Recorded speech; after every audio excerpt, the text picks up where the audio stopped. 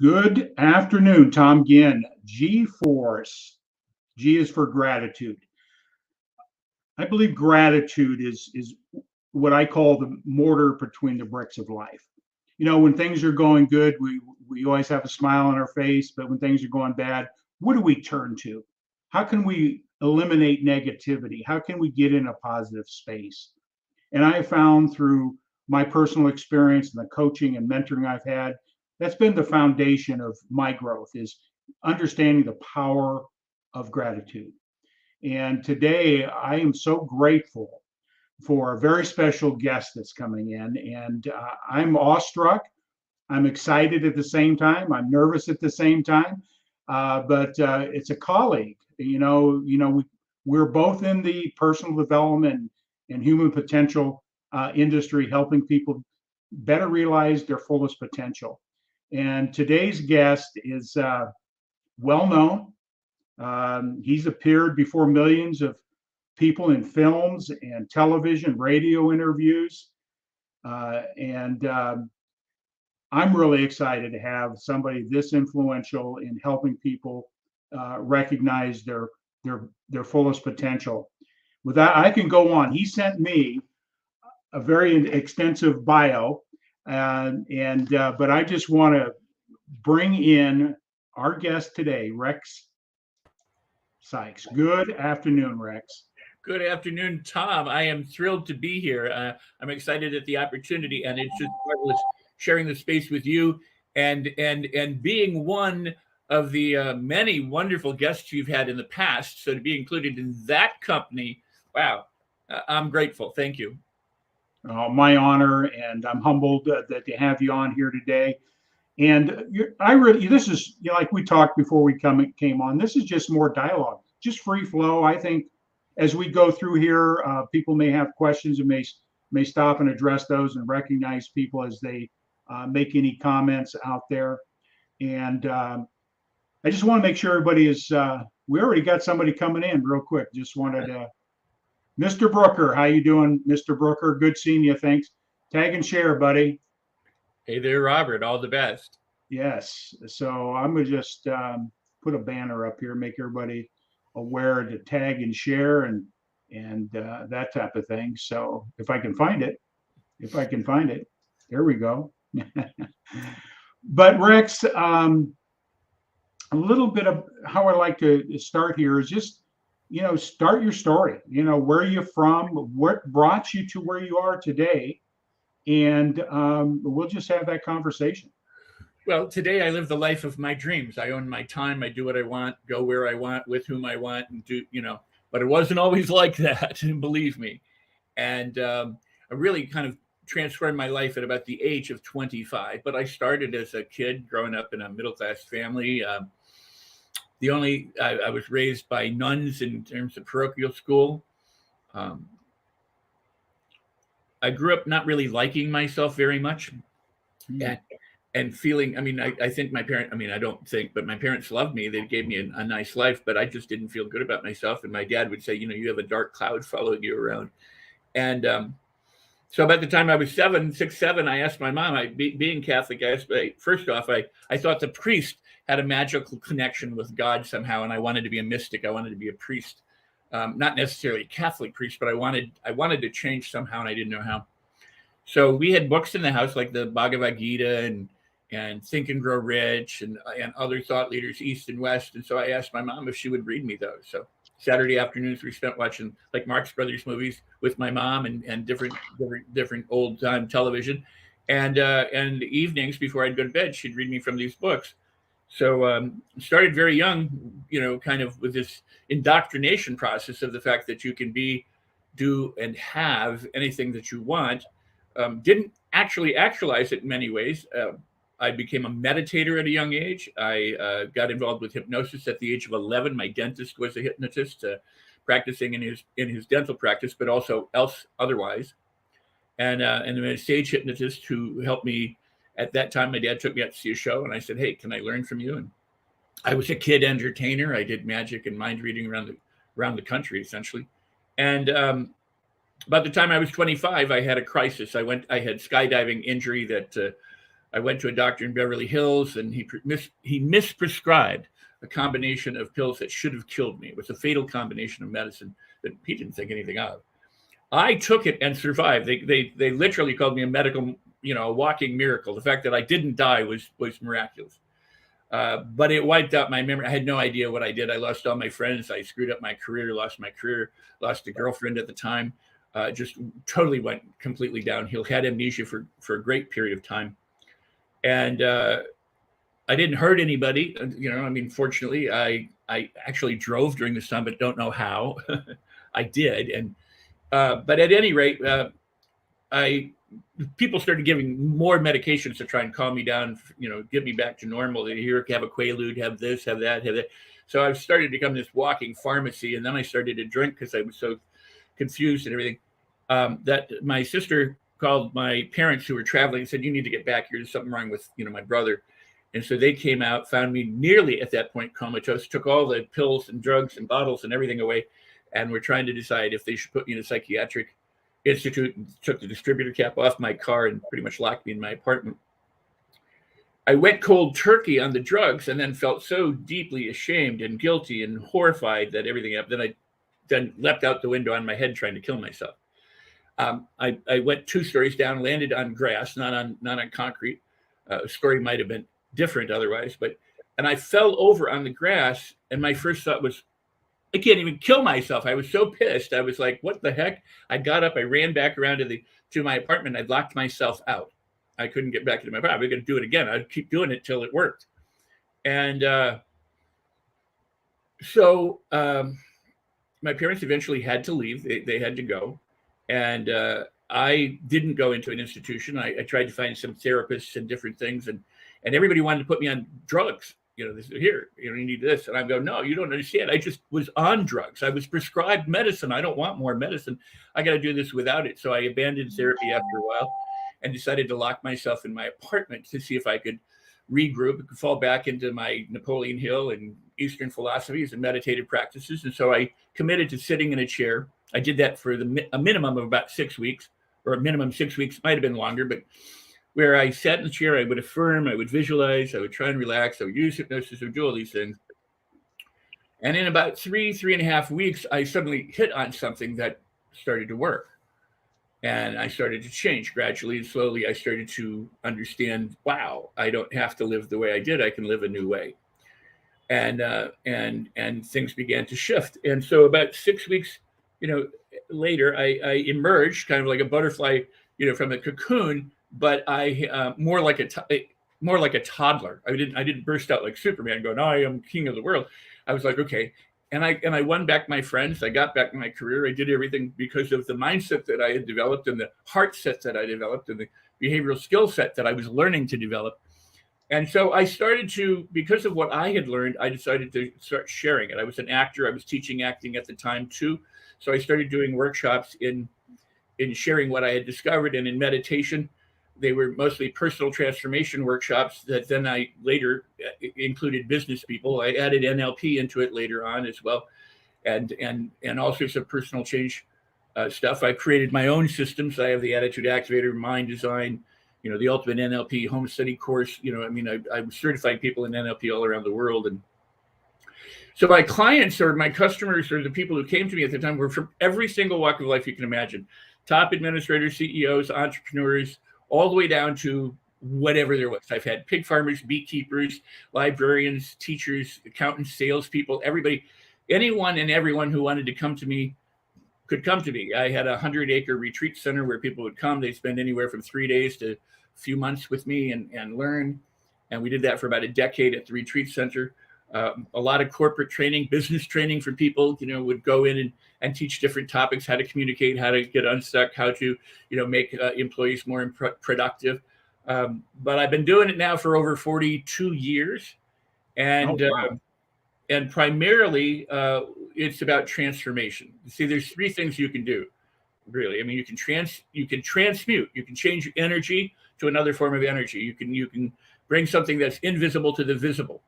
You can take an idea and make a tangible product out of it. You can transform something, change it. You can transcend it. And so my work really is the message is that you can transcend your problems and limitations, and you can discover who you authentically are inside, deep within, because the work is from within to without. Everybody thinks it's from without to within, but it's from within to without, or as above to below, so that you can be, do, and have. And when you are it, when you be it, then you start doing the right things. You don't have to try things and struggle to do things and do all the efforting that most do. By the way, the notion of massive action is a huge myth. It's just wrong. It's a lie. Does it work? Yeah. Like if you have to get your car out of a mud, you might take massive action once or twice, but you don't have to keep doing massive action. Your car is out of the mud. Now you have to do that keeps it moving consistently, and usually that's small efforts.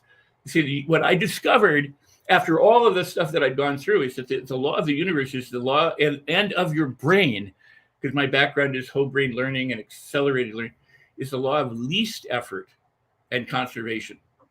The brain works by doing the least it has to do in order to keep you alive, keep you doing whatever to protect you. And it conserves energy in doing it. It streamlines processes. It makes things habitual. That's why once you learn a habit, you've got the habit. And it seems like it's hard to overcome the habit because the brain does what it does.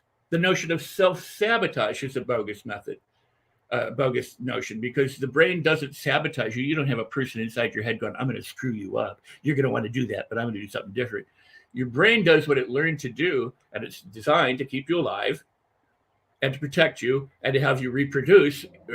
So it's doing what it learned, not sabotaging you. It's doing things that you consciously don't like or would want to do differently, but it's doing what it knows. So if it learned to smoke or overeat or bite your fingernails or worry or self-talk poorly or believe stupid things that harm you, that's what it does. Then you come along and go, I want to change that. And the brain just keeps doing what it did and what it did and what it did and what it did. And you go, sabotaging me. Not sabotaging you. It's actually keeping you alive and serving you and protecting you the way it's designed to do. And then you're creating this conflict of your brain. You're down on your... So my job is to help people align with themselves, discover that things can really be easy and fun and delightful. They can discover who they are and transform or even transcend, which is a completely different thing than transforming. But yeah, they can transcend, and they can do it playfully because and I'll wrap up with that. But as a child, you learned all these wonderful things through play, through laughter, through exploration, through pretend. Then you got to school and they said, okay, forget all that, be real, stop imagining, and now do these things. And they gave you tests. And if you didn't get the right answer, they marked them wrong. So you ended up feeling poorly about yourself. If you did the tests and you got good grades, you might feel like rewarded, but there was just, you have to know the right answer. You have to be the right person. I mean, we were conditioned. Civilization conditions us to be social members more than anything else so that we toe the line and get along, and just the way it is. But if you go back to learning how to change through play and delight and curiosity and fascination the way you did as a child, you'll learn faster, quicker, and change more, because the journey should be enjoyable on your way to the destination, not just the destination. When I was a kid, I'd get in the car with my parents and I'd get down on the floor, and every 5 or 10 minutes I go, are we there yet? Are we there yet? Are we there yet? And I hated it. And I would say even years later, I'd say, I don't mind being somewhere, but I hate getting there. Well, the point is if whether you have 1 million lives or just one life, you should love getting there. You should enjoy getting there. And where you help so many people, Tom, is the notion of gratitude. And because when you're grateful, you fall into the present. You're grateful for what you are right now. That's part of how you enjoy this journey. Never put off for tomorrow what you can do today. And that is your delight and your play and your pleasure. Because even if you got a problem, if you laugh your way through it, and you smile your way through it, you feel good with a problem's not so bad anymore. It's just another thing that you may have to deal with, but you can do it in a delightful way. And so that's my story. You mentioned transmutation, and that comes out of Napoleon Hill. Mm-hmm. And that's taking that energy and redirecting it to manifest something other. I totally under the transformation, which a lot of people say, which transformation, but transcending is I really really that resonated with me, that transcending, because if I'm not mistaken, and you can correct me, you're more versed in this than I am for sure. But that transcending, I think, is in alignment of the laws. Is that what you're saying? Is it we transcend to a new destination? We're in alignment with the universal laws that are out there, or Let's think of it. Let's use an analogy that most of us would know. We have opinions. We have okay, different religious opinions, political opinions, whatever. You and I can. I have a right hand and a left hand. You and I can have opposite opinions. And for you, your opinion is absolutely valid and correct based on what you know, based on your conditioning, based on what you're paying attention to, based on, and the same is true with me, right? So now we can either understand where we have common ground and have some overlap and decide, okay, there's some disagreement and there's some agreement, but let's agree to agree or let's agree to disagree, right? Or we could just come at each other and go, you're an idiot, and do this thing. Or you can go above it. You can transcend it and realize that both are just opinions and neither of them are true. Both of them are just subjective experience, and it's not right or wrong, either one of them. It's being beyond it so that you can look at it without judging it, without labeling it, without looking at one or the other and going, well, Tom is right and Rex is wrong, or Rex is right and Tom is wrong. It's, wow, look at those people, with their opinions and how they behave, and being open, just being an observer without being hooked by it. And so you can transcend. Some people call it enlightenment. Some people say it's a satori experience, that you have these moments of flashes of awareness. But truly, and I've said this forever, that exploration is the doorway to adventure, because life should be an adventure and you have to be willing to explore and be curious. So the moment you say you're wrong, or that's right, or I'm right and you're not right, then you're no longer exploring. You're not, and so curiosity and awareness are the keys to transformation. Because if you're open and curious, and you can become aware of hey, you know what, I'm hooked right now. You can choose to be unhooked. You can get unhooked, and you can go beyond. So this is, you have the right attitude yourself. Don't wait for others to make you happy. Absolutely, Jay. Thanks for jumping on, Jay. Good seeing you, buddy. Yeah. That goes back to some of my teachings from Bob Proctor, and I know you very familiar with these entities out there. But one of the things that I really culturally we have been squashed, the thinking of having a fantasy like a child, right? That childlike fantasy that we have, and that gets squashed, and I try to get people back to that state, because that brings a whole different level of energy and emotion, that exploration, and it creates creativity. And unfortunately, in our culture and our education, that has been squashed. It's been squashed. And I think that's what I try to get people, think back to when you were a child. Tom Ginn, fantasy was a pirate. I played pirate, and I had the sword and all that. And it was as real as you and I looking at each other right now. But what happens, that gets squashed, and that creativity gets pushed down. And I just loved what you said, that child energy, being happy.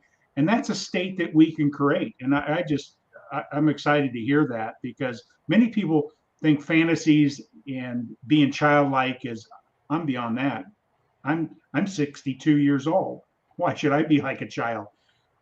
Our power's in our childness, as I call it. So I appreciate what you said. Very beautiful. Well, you can transcend more easily through meditation, meditative practices, living. Now it's a buzzword. It's become a brand, mindfulness, but it's been around for eons. It's nothing new, but it's really wonderful practice, because the more aware you become without getting hooked by things, you can move through life and you see it for what it is. Right now, we blame our government, we blame God, we blame religion, we blame this person, we blame our spouses, our children, our parents, and we have these reasons for everything and this excuses for this, and none of that really matters. I mean, because it is what it is. Before humans were on the planet, things happened. There were earthquakes, fires, lightning strikes, animals killed each other. Floods happened, wiped out entire areas, forest fires burned, and nobody was there to call it a good or bad day or right or wrong event. Yeah, Humans came along and then said, this sucks. That fire just destroyed my hut. and it had my fur coat in it, and my tools, my weapons, so that's a bad day. This is bad. We because consciousness can do this. This is the beautiful thing about us, is we can evaluate. That is part of what we do. Sadly, we do that with prejudice. we look at other people and we judge them. We look at ourselves and judge us. We take circumstances and events and all this stuff and judge it. And the definition of fear is false evidence appearing real, right? I mean, you've heard that before. Sure. Everything is false evidence appearing real. Everything. Yeah. If it's a good day, a bad day, if a circumstances comes up, if a bank is closing your house, it's a bad day. And it's our own perspective, right? Our own lens, how we look at things. So there's a couple things you can do. You can transcend it all and become a witness to it, and know that this is how life is. It's a game, and move through it without being triggered. You can be free of your triggers. You can live qualitatively differently. You can live in bliss and celebration, and moment to moment, it kind of eternally in the present, knowing who you are as an authentic self, a spirit having a physical body kind of thing. Or you can transform it or transmute it. In other words, if you can't transcend, which you can, but if you don't transcend, you can always change it. So if you're predominantly thinking negatively, you can shift to predominantly thinking positively. You're transforming energy. Energy can't be created or destroyed according to physics. It can only be transformed. So this brings up another thing. Everything that is or will be or has been always exists in an eternal present. We judge time, but other than humans, before clocks and humans came around, you could argue there is no time. It's a consciousness concept. It's hard for us to wrap our brains around, but the only moment you really have is the present. You have the past, and people bring that. We have memories of the past, but it's no longer here. I mean, something happened to me as a child. Like I had cowboy boots when I was a kid. I don't have those cowboy boots anymore. Now I could have them on my mantle, like some people make little baby boots in gold or whatever. You can have, mementos from your past. Well, people do that with emotional injury and good things. What do you remember? You remember the things of significance that had a high enough signal value to get wired into your brain so that it's memorable, not so good or good. And then people drag that stuff with them. They go, I'm a victim of this, or I'm a survivor of that, or when I was a kid, I was this, or something like that. You have two ways to look back on the past. One is that it was horrible and it's responsible for who you are today. Or it was wonderful and today doesn't look like that anymore. Today it's different. Then it was great. The good old days, the wonderful, boy, I thrived when I was a kid, but now look at me now. Well, some of it seems to be true because as a kid, from womb on, you and I were conditioned, and Aristotle said, if you show me the 7-year-old child, I'll show you the adult, because about the time you're 6, 7, 8 years old, your personality is pretty much established. You've been conditioned by your primary caretakers, peers, media, messages, whatever that might be. And it's been going on since the humans appeared on the planet. Yeah. It just like in scripture, it says, give me your child for 7 years. Yes. Exactly. Yeah, that's who we are. Most people are running on that script at age 7. And I look at myself and the things you're saying to me is I just get excited to hear this, is that so many people are stuck. And I'd just like to ask you a couple questions here. So who were the most influential people that moved you down the path to where you are? We always have some place that sort of triggers that curiosity, that journey. Who might that be, or what? Mostly they were Eastern or Western mystics. They were people like Lao Tzu, Buddha. Even more currently, I lived with Bhagwan Sri Rajneesh for 4 or 5 years. Swami Muktananda, Krishnamurti, Satchidananda. I mean, I get to be around all these people. Alan Watts in the West, Gurdjieff, people like that, and other thinkers. Napoleon Hill was a major influence when I was a kid. Joseph Murphy when I was, later, I guess maybe as a teenager or something. Robert Collier was a big one. There's people's names that most people wouldn't know, but Emmett Fox. You can go. I can go on and on and on. But if I may say something, a lot of people may not even know who those people are. I just encourage people to the power of transcending is really reading, in my opinion, is studying. Like Bob, you say most people read a book, but they don't study the words. They don't put themselves in the word. Well, And Bob and I share something in common. I've been reading Napoleon Hill since I was 11. Maybe, I always say, well, with the exception of about a year and a half in my life, but I would read daily. So about 55 years, it's about the same amount of time.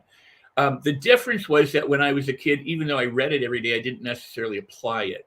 And that was, I would read this stuff, says read this chapter 30 days. And I go, okay, yeah, right, that makes sense. But I didn't necessarily read it 30 days until I started doing that. And that was like after my crisis time, I fell back into meditation and I looked at what I had done.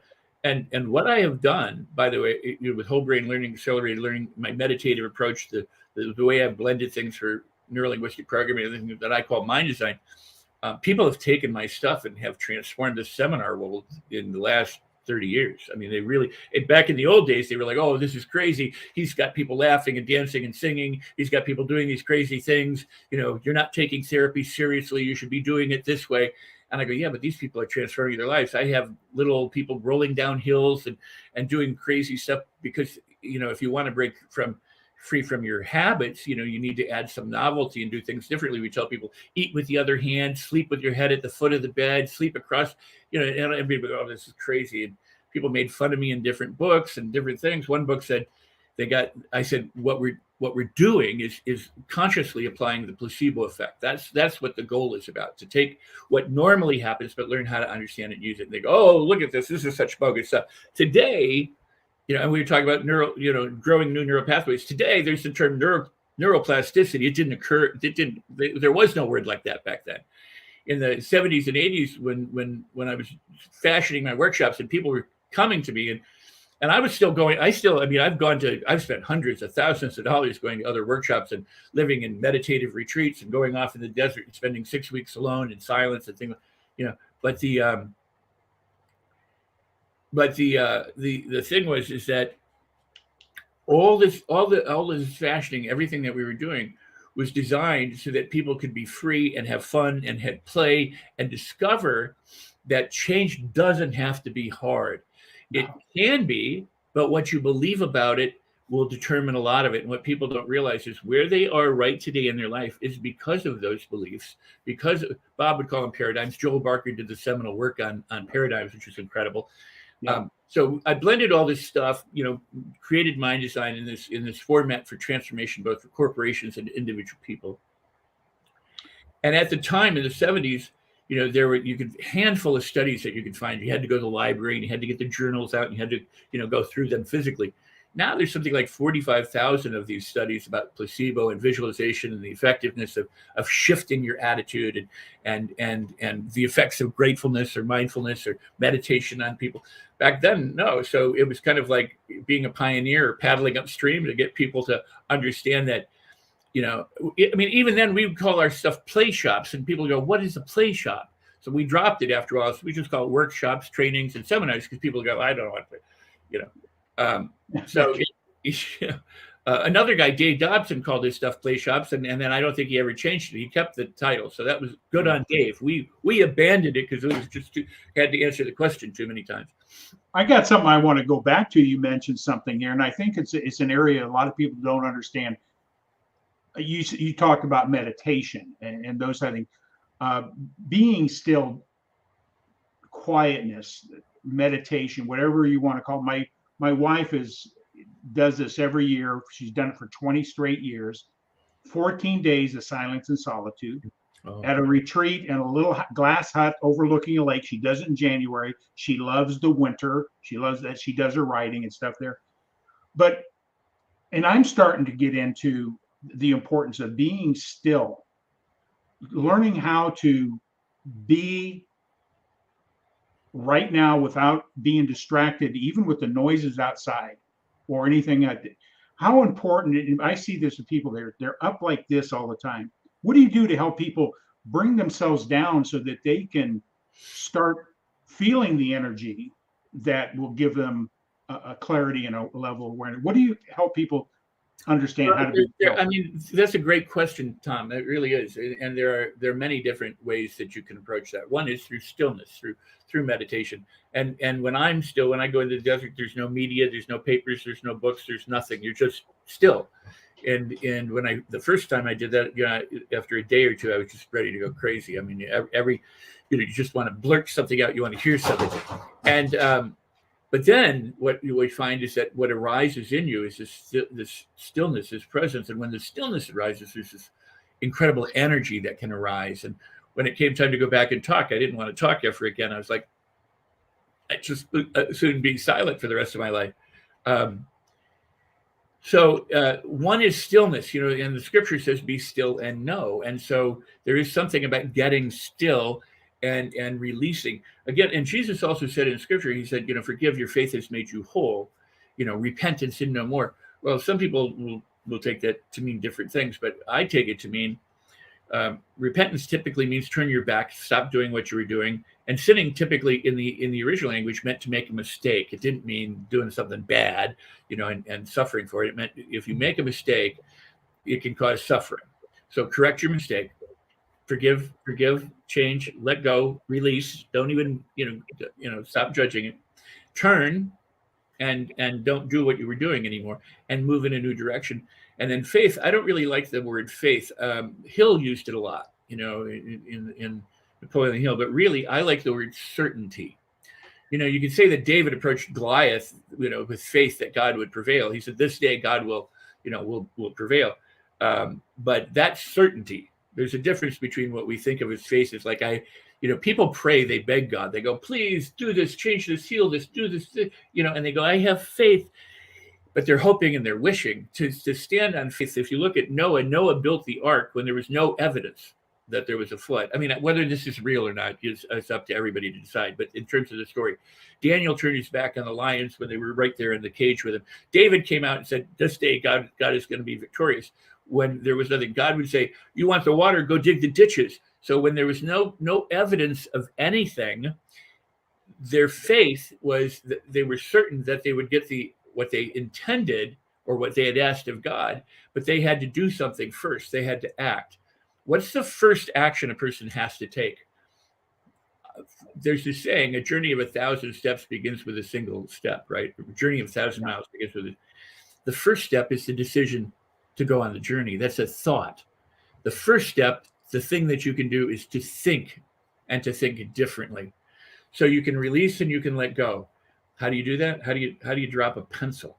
How do you drop anything? You just drop it. Now, as I said, if you can't transcend, if you can't release, then you must shift. So if you're thinking mostly negative, the task is to then stop doing that and think mostly positive. Now, how do you do that? Well, somebody say, take massive action. Well, you can't really. I mean, you can have a transformative event. Catastrophe can change you. Scrooge was changed overnight, based on his dreams or his fears. But again, in lieu of that, you chop down a tree by making consecutive small actions, and yet you can fell in a large tree. What do you need? You need the proper equipment, essentially, an axe, and the persistence or consistency and commitment to do it. So if you want to change your thinking, you can do it, but you do it as it comes up. And that's where awareness comes in. If you're not aware that your thinking is causing you problems, then you're not going to do anything about it. So it's like a pebble in your shoe.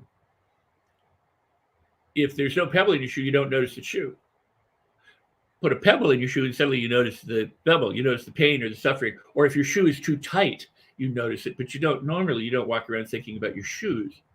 So what happens is these barbs that happen in life are negative thoughts. When something happens, the bank is foreclosing, you look at your checkbook and it's got a negative balance. Well, that's false evidence appearing real, right?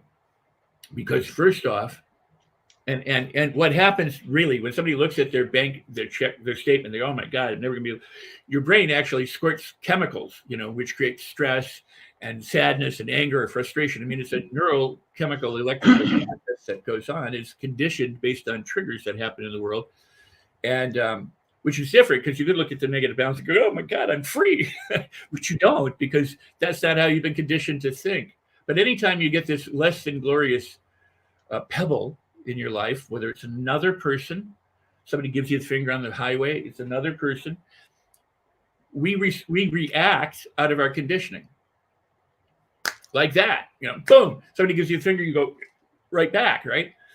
But if you become aware that that's an opportunity to transform, that you don't have to do that, then that becomes not only an opportunity, but a blessing. That's something to truly be grateful for. Thank that person, because that person did something where a button goes off in me. I'm going to blame them typically. But if I stop blaming them and I stop excusing myself and I stop doing all that and go, what is it? Why am I reacting that way? And why you don't really care about it. You don't need to deny it. But if I can go, it has nothing to do with them. I got angry independent of them. It could be something else. It could be my bank cook. It could be my children doing something. It could be my dog. It could be anything will trigger that. And guess what? We get angry pretty much the same way all the time. The brain has that route. That's conservation of energy. And it is the law of least effect. Get angry about different things, but you get angry the same way pretty much. You get horny the same way, happy the same way, curious the same way, frustrated the same way. Our brain travels pathways, neural pathways. It's not sabotaging you again. It's doing what it did. And so we learned this through growing up, to feel bad about ourselves, to feel less glorious. Oh, here's the thing. When you came into this world as a clean little baby, not knowing anything, maybe some neurological, DNA baggage, some genetic baggage, far less, we believe today, than what we used to think. In the same way that we used to think that the brain was a jar, and that once it's filled up, the only thing you can do is empty it. So once the brain got to be a certain age, it was just you just start sloughing off. Now we know, again, neuroplasticity.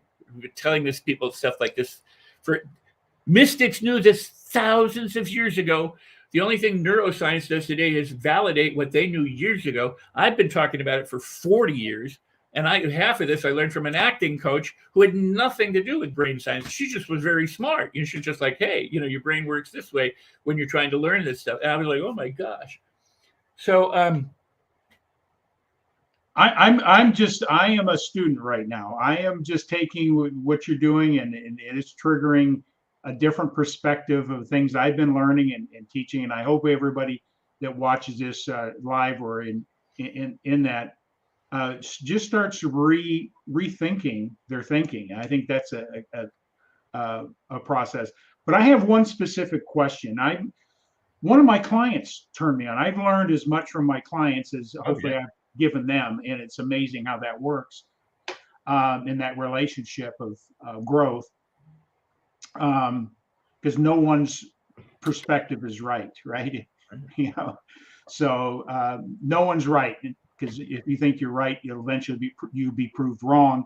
There's always a better way. This is how I look at things. So, but one of my clients, young man out of New York, very successful football player, and he turned me on to a gentleman. I don't know if you know Dr. Miles Monroe. I think I know the name. I don't know if I've. Yeah, he's from the Dominican Republic, a spiritually based person, but he talks about the power of vision. And I've been studying helping people start accomplishing, and we'll get into your book here in a minute, that life that they want. He gave me a perspective that really shifted something, and you can comment on it or whatever you want to say, but I come to find out from Dr. Miles Monroe, the power of the vision, the outcome before you seek it. It's clear, you're emotionally tied to it. It's real, that fantasy, going back to that childlike state. And he made this statement, and I started applying it, that goals don't work. Right. They don't work because the first obstacle, most people quit or downsize or don't do anything, right? Right. So what's your thought on helping anybody out there trying to get where they want to go? What's your position about having that manifestation of the outcome you seek before you obtain it, and versus goals? Oh, I love it. Goals don't work. That's that massive action, right? Well, right. Again, it goes back to be, do, and have, and goal oriented is trying to do something in order to have something so that you become something.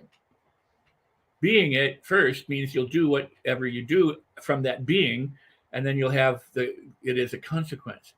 And then people make being it the goal. It's like, be enlightened means to drop everything, and they go, how do I drop everything? And then they make that they can make that a problem. The question is a beautiful question, because it is.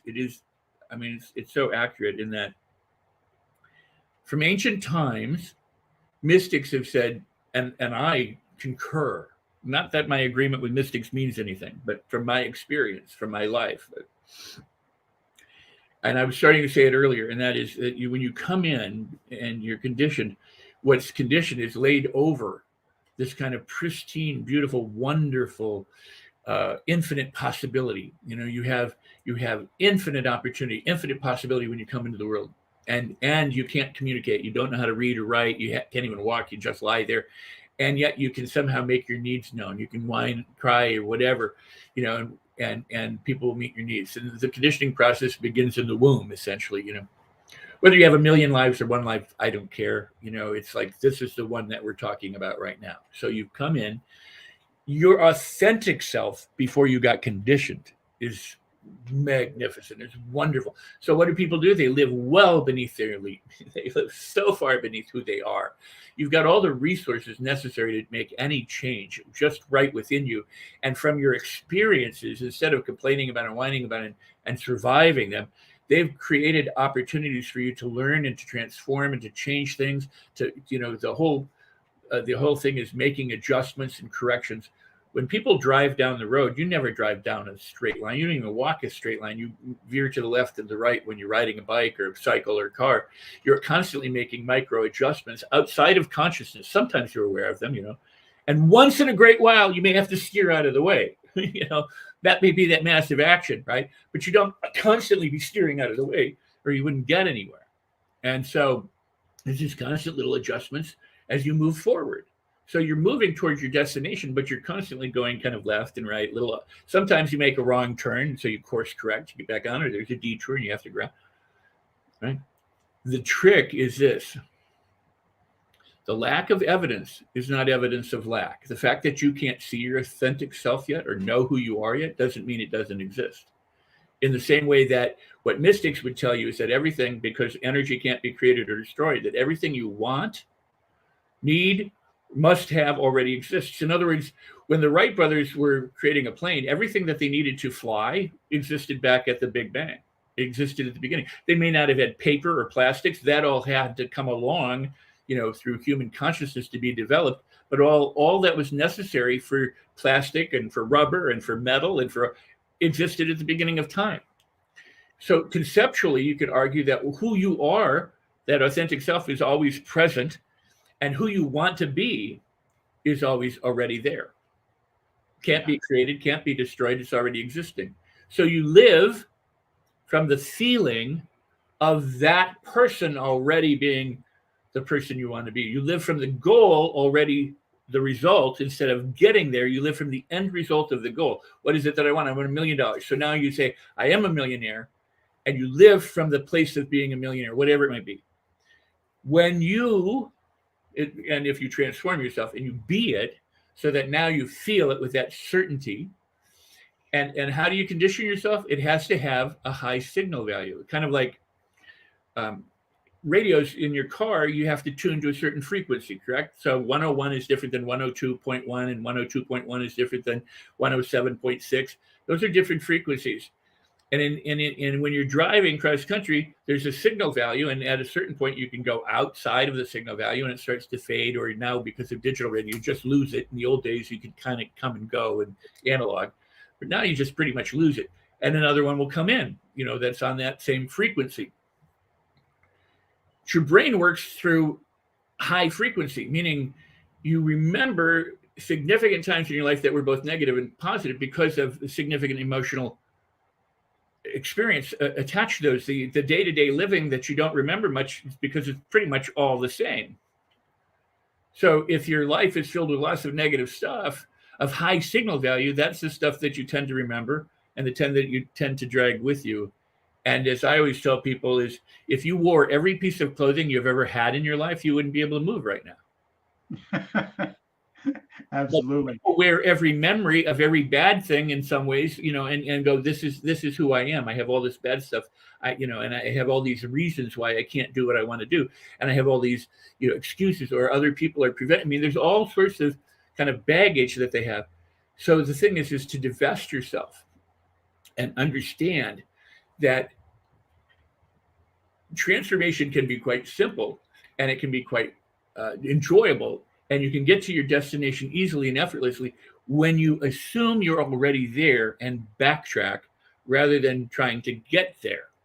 So once you are it, everything else falls in place. If you are a millionaire, guess what you're doing? You're doing those things. If you're a smart millionaire, a wise millionaire, you're doing those things that continue to make you money. You're doing those things that you conserve or you save. You behave differently than somebody who's not a millionaire. So what the person wants to do is, in their head, in their heart, in their being, go there first and live from the feeling of being that, and let that inform what you do. And then you will have what you have. Setting a goal and say, I'm going to go towards that, means you don't have it. Yeah. And if I was going to make a comment on that. Go ahead. I'll let you finish. Well, if you don't have it, you know that you don't have it. And what the brain does is, or the law of attraction, if you want to call that, or the law of vibration, or whatever you'd like to call it, the brain, if you say, I want $1 million, think about that for a second, it means you don't have $1 million. If you say, I want another $1 million, it still means you don't have that $1 million. And I hate to use money as the only example, but it usually most people can grasp this. That is, if there's a chasm between where you are, your present state, and your desired state, and you notice the gulf between I can figure this out for camera, but if you notice the gulf between the two, what you continue to perpetuate is the gulf. Yeah. In order to be in the desired state, let's see, here's the desired state. From the present, you have to be here. That's how you get there, is to be here. It's literally this way. Yeah. We think it's that way. We draw it to us by changing, what we focus on and who we think we are. We stop believing the false evidence appearing real, which is that there's this gulf between who we are and what we want, and who we are and what we can accomplish, and who we are and what we achieve, and we become it. When we become it, it opens the doorway for everything else. And most people don't know how to do this. That's why I've been doing what I've been doing for 40 years. I mean, that's why I am getting a different, I just love what you're saying. But do you know Glenn Morshower? I do. Glenn in our Grow Live Academy comes in and he just brings some things you're talking about, that experiencing it at an emotional level, the outcome that you're seeking. He says goals don't work because you put yourself in conflict. Says right. You don't have it. Now you're in that conflict space versus I have it. Your behavior starts manifesting itself to support that vision. And when he said that gave me another trigger of thinking is that I can see that goals can be a conflict by themselves. They put you in a conflict. So be it. He says it's your nature to be. You don't have a goal to become more loving, right? Right.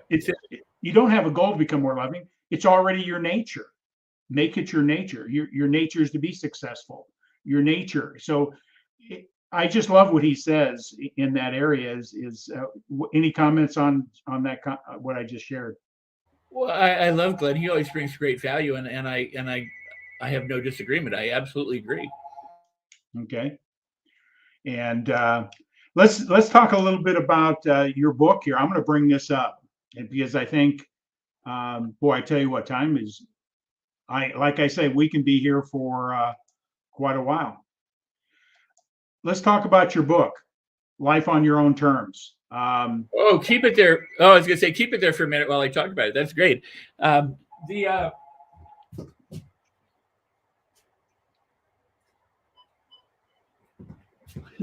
You can take it down. I just wanted to do something off camera, and that was shut down one of my business phones, so I can over in the office. I wrote the book because a lot of people just don't know how easy it is to change, and I wanted to demonstrate to people that if you drop by drop the tub fills, You don't have to, it may take longer, but it fills. And when you eat a meal, you don't shove everything into your face at one time and swallow it and be done. And you don't eat only once a day. You eat maybe multiple. So some people eat once a day, but you may eat multiple times a day, and you eat, more times than that. You get nutrition in order to be alive. And so the book is about how you can have nutrition in your spiritual, emotional, mental, physical, financial life, and to create the kind of life you want. And it is about living from the feeling of the wish fulfilled. It is about how you be first, and then do, and then you have.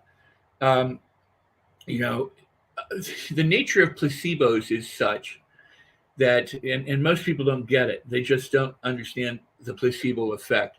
They think in terms of the placebo, like the placebo being a pill, or the placebo being a procedure, or the procedure being like a rock, that they go, I keep this rock with me and I feel safe.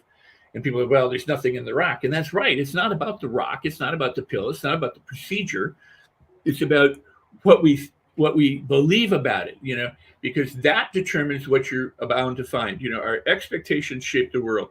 If you expect to find something, you're more apt to find it than if you don't. You might be disappointed. It's kind of, I've said for two things for over 40 years. One is, what stops most people? I asked this in seminars, workshops all around the world for 40 years, and they'll give me all these answers. And the bottom line is, it's a thought. It's a mental packet of energy that apparently, you can't see. We can start to record them now through, different means, but it's a mental packet of energy, and most people stop. And when do they stop? Before they ever start. They talk themselves out of business, out of relationships, out of going across the room and meeting somebody, out of, their diets and healthcare, whatever it might be, before they even begin, or during the goal pursuits, because then they encounter something and they go, this isn't worth it, or it's too hard, or I don't know how. More thoughts. Yeah. I got a question, the power of words and the power of thought. Words have power, and a lot of times people don't even realize the words that they think or what they say. I came to this, and just I'm learning from you. I'm asking it as if I was sitting in front of you as a client, and things I've learned. Napoleon Hill talks, Bob Proctor talks, what do you want? But ultimately, having a want doesn't really cause anything to happen, right, until you have what I call that emotional appeal, that desire. In that process of what do you want, what do you coach people on that emotional? How do you move yourself from the thought to the emotion? Because we're emotional creatures, and that is the fuel that moves us either backwards or forwards, depending on positive or negative. So, well, we started to kind of go down that avenue a little bit, and it's a great question, and I'll see if I could tie everything kind of up or back together with what I was about to say too. And that is, Hill is very accurate, and it's beautiful, and I talk about Hill a lot. I've been teaching Napoleon Hill for 40 years. You said you have to have this white hot desire. So I love all the stories. And when I was younger, I didn't get the stories. Now the stories to me are some of the most important and potent examples of change. The book starts off with Edward C. Barnes wanting to be the partner of Edison. So he hops a freight train, dressed as a hobo, goes to see Edison to put him on notice that he is going to be his partner. And then it says in the book, what he said was not as important as the look in his eye. Edison said, I know when people have a certain look to pay attention. So I paid attention. I gave him a job as a janitor. Obviously, he was not a partner of Edison from the get-go. But this is in the chapter on desire. And Hill says, you have to make it a white-hot obsession. So did Barnes start as a white-hot obsession? He said, no, it probably started as a wish or a want. But he made it a white-hot obsession to the point where he got and left, and he went and he did. He acted because of his white-hot obsession. He had to have it. There's more to that than this, but this is the thing. I tell people all the time, I go, if you throw at a boomerang comes back, not a teacup. What you put out, you get back. If you put out a want, you get a want back. You put out a wish, you get a wish back. You put out a blame, you get a blame back. If you put out hate, you get hate back. You put out love, you get love back. It doesn't change. Cole, I got to tell my dog to stop trying to break down the door.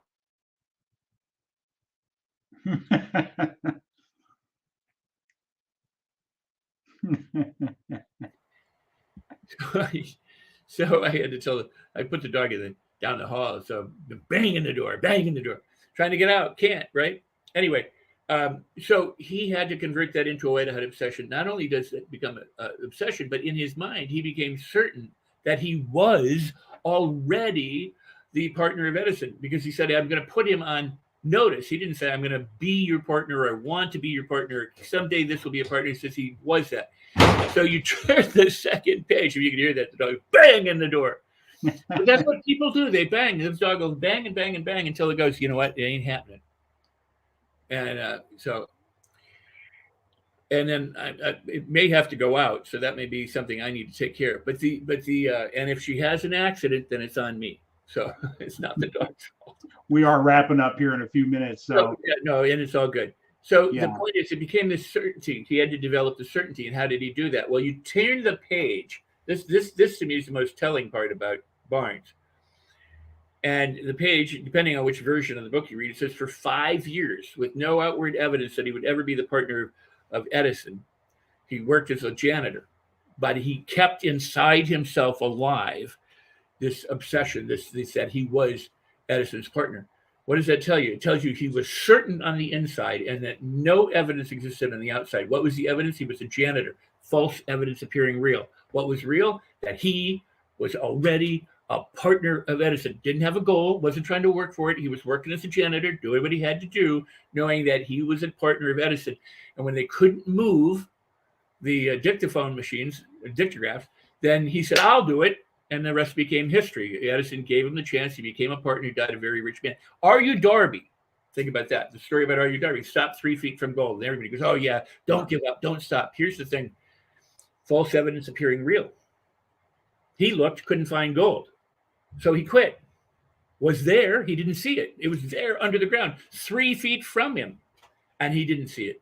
Why? Because what he saw was the absence of gold, and evidence of a lack of evidence is not evidence of lack. So he sells off his equipment. The guy goes and hires a coach. He hires a consultant. And the consultant says, no, here's the vein, dig here. The guy became very fabulously wealthy.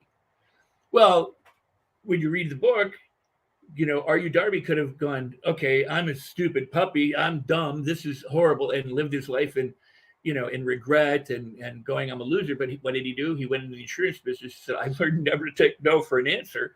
And he became very wealthy in insurance. The little girl who said, my mama needs 50 cents, in spite of the fact that some guy was ready to beat her, stood her ground. Certainty. My mama needs 50 cents. David, God will prevail today. You be it first when you're certain inside. Then everything transforms. As long as you're trying to get it to be something different, it can't. How do you do that? You do exactly what Hill said. You do exactly what Mystics is telling you. You do exactly what I'm sharing with the world. And that is, you have to change your thinking. That's the first step.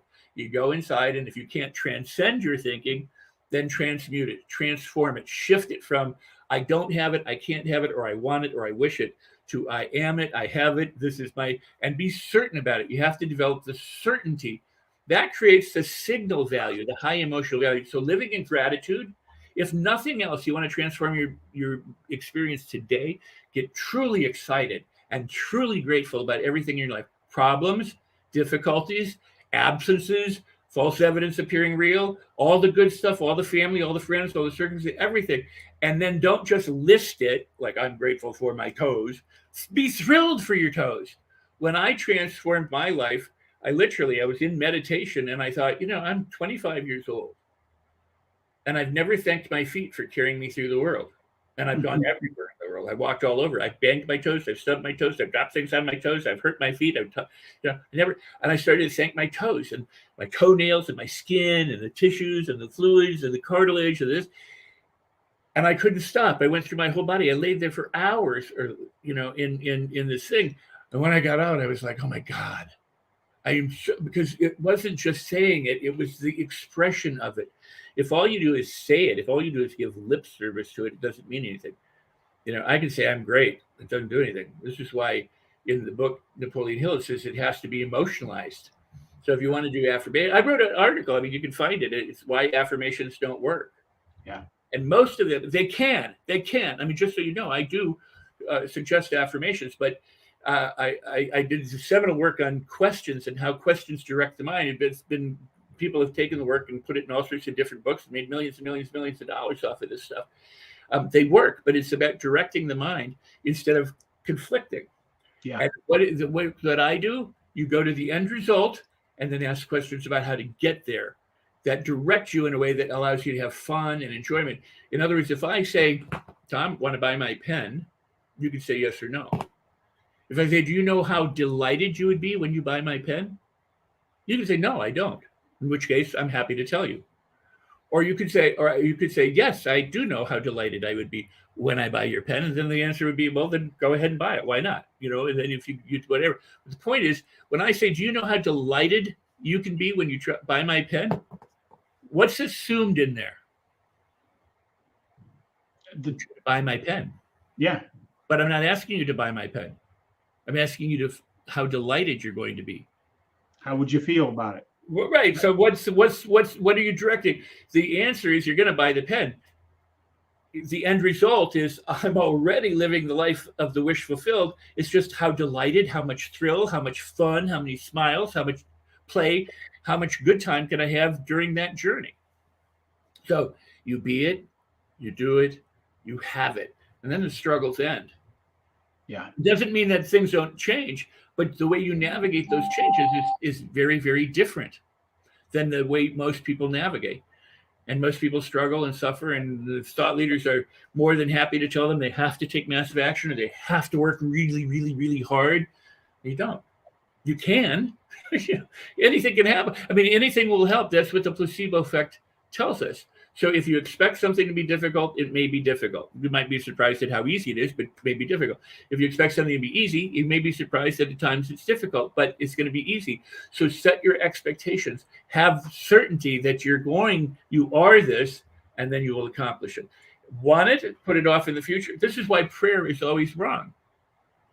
It says, ask, believing you've received, and then you receive. It doesn't, so you can't say, please heal, because that's saying heal, or please give me money. That's saying you don't have it. The healing hasn't occurred. You have to assume the healing or the money or the change and go, thank you. Remember, it's about, this is the day the Lord has made. Rejoice and be glad in it. It's about thanksgiving and gladness and celebration and joy. It's not about begging and whining and going, hey, where is my stuff? False evidence appearing real. It's not there. It's always there. You only find it when you claim it. Yeah, it goes to gratitude. Being grateful for the future that is coming, whatever that is. Being grateful now for it. Yeah, even though you don't see it, like Edwin C. Barnes, he's still Edison's partner. He wasn't probably going around going, I'm Edison's partner. I'm with millions of dollars. I mean, he wasn't creating waves in his everyday life, as far as we know. But inside him, here's the thing. How does a millionaire walk? How does a millionaire talk? How does a millionaire use the phone? How does a millionaire eat? What does a millionaire do? How do they drive? How do they sleep? How do they talk when they talk?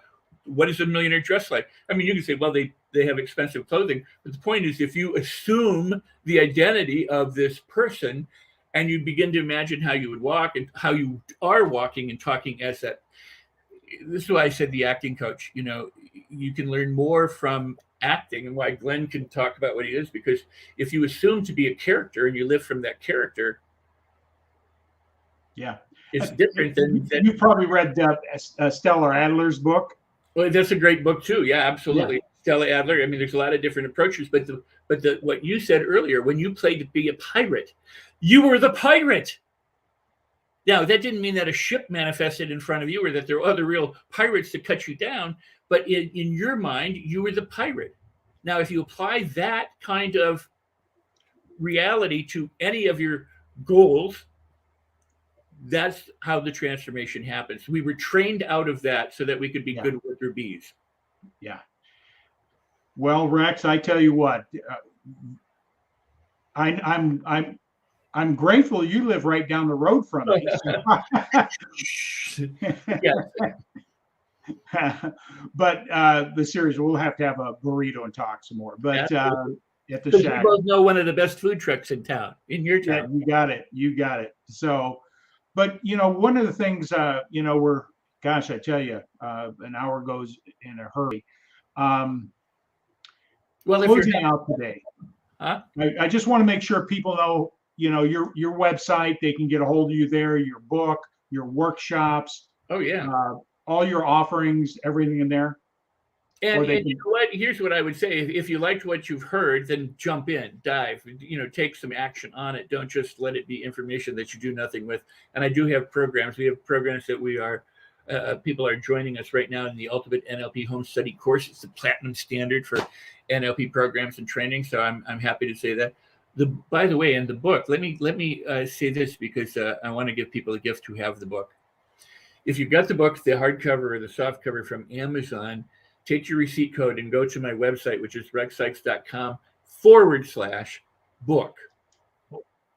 So it's rexsikes.com/book. Take that receipt number that you got, put it in a little box there, just follow the instructions, and I'll gift you a $497 value training on the mastery loop, which is about how you master your thoughts, your feelings, your behaviors, your pocketbook, any talent or skill that you want to do. It's how we learn to learn without it being a problem or an issue. It's not just about memorizing, which is what you learned in school. It's about how do you actually behaviorally transform yourself. And that's the point of directed questions too, is that if it doesn't show up in your behavior, if your mindset doesn't change and you keep doing the same things that you've always done, well, you keep doing the same thing over and over again. You'll keep doing the same things you've always done. So, but this is an opportunity for you to learn how to uh, break from that, or break through from that, break out from that, and begin to do the things that you want to do, so that your life becomes the kind of life that you're meant to live. And really, what it's about is discovering how just truly incredible you already are, Yeah. without noticing it. So it's time to notice it and to claim it and to live from that. Well, my friend, I've got pulled some nuggets out that gave me a new level of awareness, and I just love the thing called growth. That and we're all at different stages of experiences and everything like that, and uh, like I said, I'm honored and humbled to have you here as a guest today. Being a colleague in the same space, I learned a lot. So I'm just going to put you in the back room. Any other parting thoughts, or we're good? You can light a lit. Here's the thing. You can light your own candle, and when you do, you can light a million candles off of that candle, but yours has to be lit first. So when you live your life lit. Live, Uh, love, laugh, celebrate, have a marvelous time. Live the life that you can, because it's the life that you've been given. You only get one go around, as far as we know. So make the most of it. And how do you do that? Relax and drop into it. And with that, everybody, thank you. And I'm humbled to be here. I appreciate it. Thank you so much. Thanks, Rex. Well, I tell you what, I've spent 7, 8 years studying just the tip of the iceberg of what he's been was saying, and just brought a new level of awareness, a new level of understanding of what I've come to learn. But I got a long ways to go. I hope everybody out there today, will seek out what Rex is teaching. And with that all said, I'm so grateful for this moment. Gratitude is the bricks between the mortars, is the mortar between the bricks of life. No matter what the difficulties, no matter what the challenges that we have, go to a place of gratitude. Go deep on gratitude, and it watch what it does. It opens what I call the gateways of life to more joy, more peace, and happiness. And with that all said, everybody have a great day, and we'll see you next week.